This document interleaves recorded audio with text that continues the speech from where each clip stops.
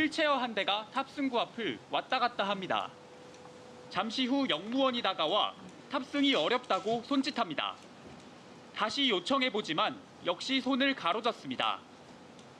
네, 장관님. 이게 지난 15일 수원역에서 벌어진 사건인데요. 휠체어 이용 장애인 승객이 열차 탑승을 거부당한 사건입니다. 어제 KBS 9시 뉴스에 나온 사건인데요. 명백하게 장애인 차별금지 및 권리구제에 관한 법률, 이동교통수단의 차별금지에 반하는 상황인데 코레일의 답변이 참 한심합니다. 직무교육을 다 철저히 시키겠다라고 하는 답변입니다. 일벌백계 된다고 생각을 합니다. 이 사건이 코레일에서 한두 번이 아닙니다. 2022년 8월 달에도 똑같은 사건들이 있었고 오늘 제43회 장애인 날이라는 거 아시죠? 철저하게 일벌백계 할 수 있도록 지도해 주셨으면 좋겠습니다. 이 차관이 직접 챙기도록 하겠습니다. 네. 전세제에 관련해서 또 추가 질의를 좀 하겠습니다. 이 사건은 미추홀고 전세 사건은 시공사, 바지 임대인, 감정평가사, 공인중개사, 또 관리업체 이게 아주 조직적으로 연계된 조직적 사기극입니다. 제가 그 피해자들한테 제보를 좀 받았는데 이 남씨 소유 2,700채가 전세로만 활용이 됐습니다. 모두. 월세도 없습니다. 그리고 매매된 것도 하나도 없습니다. 제2금융권에서 또 대출금으로 집을 짓고 전세금 받아가지고 또 짓고 해가지고 이 근본적으로 자기 재본 없이 대출금으로 이렇게 져가지고 전세 놓고 사기 벌이는 행각 이거 근본적으로 막아야 된 철저한 종합적인 대책이 좀 필요하다고 생각을 합니다. 두 번째로는 이게 보니까 등기부 등본상의 문제점도 있습니다. 지금 각 세대별 등기부 등본에 있는 임대인의 주소지가 다릅니다. 그러니까 임차인들이 내용 증명을 보내도 반송돼요. 그렇게 되면은 이게 사실상은 사기에 그런 등기부 등본이 역이용돼서 이런 피해가 발생할 수가 있거든요. 그래서 철저하게 이거는 실거주, 근무하고 있는 사무실, 실소유 건물만 등기부 등본에 기재할 수 있게끔 바꿔야 된다고 생각합니다. 그렇게 좀 제도 개선을 해주셨으면 좋겠습니다. 예, 살펴보겠습니다. 네. 그다음에 저는 지금 피해자들이 가장 원하는 것은 지금 경매해서 낙찰돼가지고 쫓겨나는 거 하고 그다음에 전세보증금 돌려받는 거 두 가지 문제 아니겠습니까?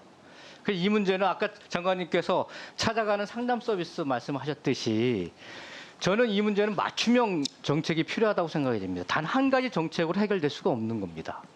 그래서 임시방편으로 지금 경매 중지한 거고 그다음에 차선책으로는 우선 매수권 적용하는 거고 그다음에 피해자들이 가장 원하는 것은 국가기관 즉 LH 같은 데에서 경매에 참여해서 그것을 그 공공기관이 낙찰 받아서 그것을 공공임대로 전환하는 것을 요구를 많이 하시는 것 같아요. 피해자들이. 아까 주택 매입 부분들에 대해서는 그렇지만 경매에 공공기관에 참여를 해서 그러면 30%에서 50% 정도의 낙찰을 하게 되면 시가하고 차익이 생기지 않겠습니까? 여기에 조금만 보조를 하게 되면은 전세보증금을 변제할 수 있는 그런 자금들이 확보가 조금 주택 채권을 매입하는 것보다는 세금이 덜 쓰면서 보증금 변제를 할 수 있는 기회가 생길 수가 있다고 생각이 됩니다. 저는 그래서 총체적으로 우선 매수권, 그 다음에 경매 참여를 통한 매입과 그 다음에 공공임대, 그 다음에 채권 매입 등등 다양한 솔루션을 가지고 피해자의 상황에 맞는 맞춤형 정책으로 지원해 나가야 된다. 저는 그렇게 생각을 합니다. 어느 한 가지만으로는 피해자의 이 상황들을 다 충족시킬 수 없고 우선 매수권 자체도 사실상은 전세보증금이 있는 상황에서 대출이 추가적으로 없거나 이런 상황에만 적용할 수가 있는 거 아니겠습니까? 근데 여기에 지금 말씀하신 것은 우선 변제권, 우선 매수권도 급하게 입법을 해야 되고 또 DSR 같은 것도 예외 조항을 둔다고 얘기를 했는데 제가 또 하나 궁금한 것은 그러면 공공 매입이나 그다음에 채권 매입 같은 경우에 있어서도 입법을 통해 가지고 급하게 입법을 통해 가지고 그것이 선순위 금융기관도 같은 책임을 가지고 있으니까 그 매입한 자금이 우선 피해자에게 변제될 수 있게끔 법을 바꾸면 되지 않겠습니까? 선순위 채권을 직접적인 피해를 끼치게 되면요.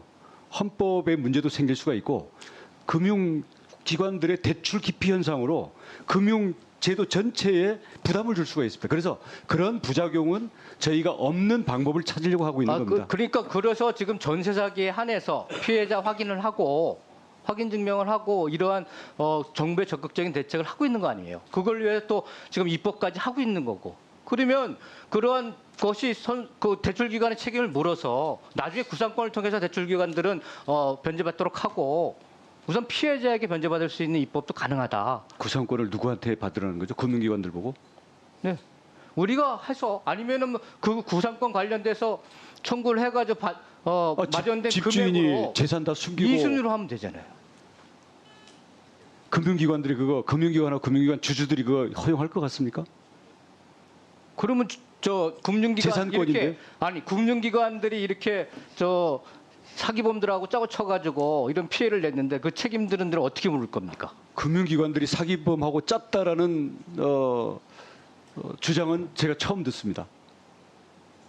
지금 이 사기꾼은 모든 금액을 다 금융기관 대출, 이금융권 대출을 받아가지고 이 사기 행각을 벌인 거 아니겠습니까?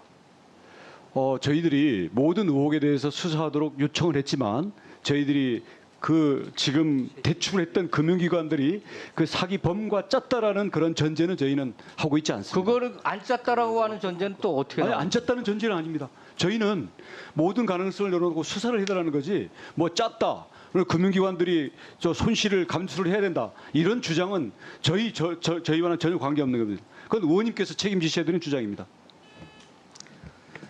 네. 의원님 우리 저- 괜찮으시겠어요? 그렇게 주장하셔갖고? 그 장관님,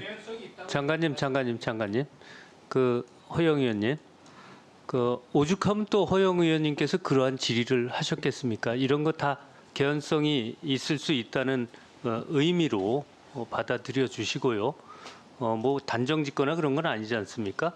예, 그러니까 그 질의를 아니 그거로 같은 마치시고. 범죄인이니까 그 채권 손실을 감수해라 이런 취지에 지금 제가 이해를 했거든요.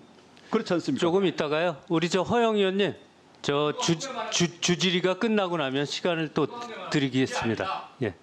지금 급하게 법을 해가지고 우선 매매나 또 DSR에 대한 예외까지도 지금 하겠다고 얘기하신 거잖아요. 1분 그런 늦게. 입법이면 왜 피해자에게 먼저 변제를 할 수 있는 입법은 못하냐? 이게 제 질의의 요점입니다. 자, 같은 답변이- 질의 마치셨죠? 예, 수고하셨습니다.